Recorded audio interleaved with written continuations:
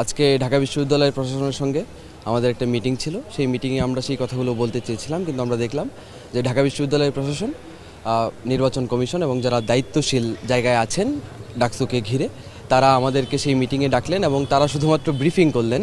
যেই ব্রিফিংগুলো অলরেডি আমরা জানি। আমরা দেখেছি যে নির্বাচনী আচরণ বিধিমালা এবং এত সংশ্লিষ্ট বিভিন্ন বিষয় নিয়ে আমাদের আলোচনা ছিল, অনেক আলোচনাই ছিল।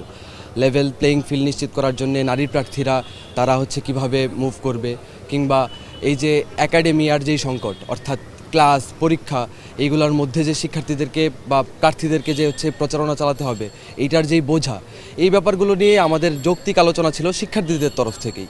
এই কথাগুলো আমরা বলতে চেয়েছিলাম, কিন্তু সেই সুযোগটুকু আমরা পাইনি। আমরা তো দেখেছি যে গত 10 মাস 12 মাস যাবৎ আমরা বিভিন্ন সময় ডাকসুকে ঘিরে প্রশাসনের সঙ্গে যখনই কথা বলতে গিয়েছি, প্রশাসন আমাদের কথাগুলোকে ওইভাবে আমলে নেয়নি। কোনো ছাত্র সংগঠনের কথাকেই তারা কিন্তু কোনো রকম আমলে নেয়নি, এটা আমরা দেখেছি। এরপরেও শিক্ষার্থীদের আমাদের বহুল কাঙ্ক্ষিত যে ডাকসু নির্বাচন, সেই ডাকসু নির্বাচন অনুষ্ঠিত হচ্ছে। আমরা আমাদের জায়গা থেকে সর্বোচ্চ এফোর্ট দেব এই নির্বাচনকে সুষ্ঠু এবং সুন্দর করার জন্য, এবং ঢাকা বিশ্ববিদ্যালয়ের শিক্ষার্থীরাও তা করবে। শুধুমাত্র প্রশাসনের এই জায়গায় আরেকটু বেশি আন্তরিক হওয়া উচিত, প্রশাসনের এই জায়গায় আরেকটু বেশি দায়িত্বশীল ভূমিকায় অবতীর্ণ হওয়া উচিত, সেটা আমরা মনে করি।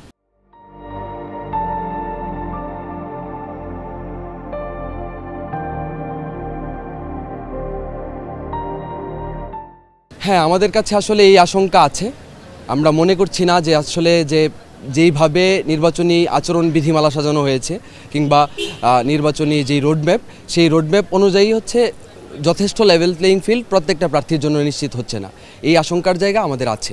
এটা যদি প্রধানত কোনো কথা বলি, তাহলে একেবারে সংক্ষেপে যদি বলতে চাই, তাহলে বলবো যে প্রথমত এবং প্রধানত আমরা প্রতি বছর যেন একটা ডাকসু হয় সেটা করতে বদ্ধপরিকর, এবং একই সাথে এই ডাকসুকে আমরা শিক্ষার্থীদের সামগ্রিক অধিকার আদায়ের প্ল্যাটফর্ম হিসেবে গড়ে তুলতে চাই।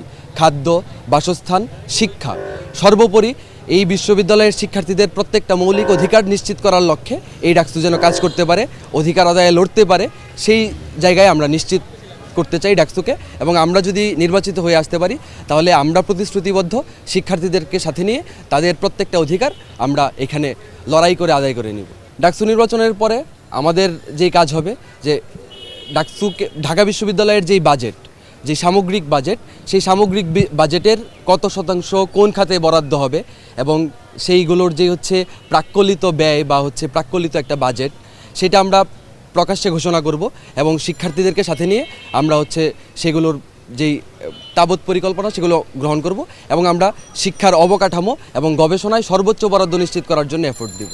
অবভিয়াসলি আমরা এটাও বলছি, যদি ঢাকা বিশ্ববিদ্যালয়ের শিক্ষার্থীদের ভোটে যারাই নির্বাচিত হোক, ঢাকা বিশ্ববিদ্যালয়ের শিক্ষার্থীদের ভোটে তাদেরকে আমরা সহযোগিতা করতে চাইব, এবং এই নির্বাচনের পরে আমরা যদি বিজিত না হতে পারি, আমরা যদি শিক্ষার্থীদের রায়ে আমাদের যদি কোনো কারণে আমরা পরাজয় বরণ করতে হয়, তাহলে অবশ্যই ডাকসু এবং ঢাকা বিশ্ববিদ্যালয় প্রশাসনকে আমাদের যেই কমিটমেন্টগুলো ছিল শিক্ষার্থীদের দাবি দাওয়া আদায়ের লক্ষ্যে আমরা যে ইশতেহারগুলো দিয়েছি, সেগুলো বাস্তবায়নের জন্য সর্বোচ্চ চাপ দেওয়ার চেষ্টা করব।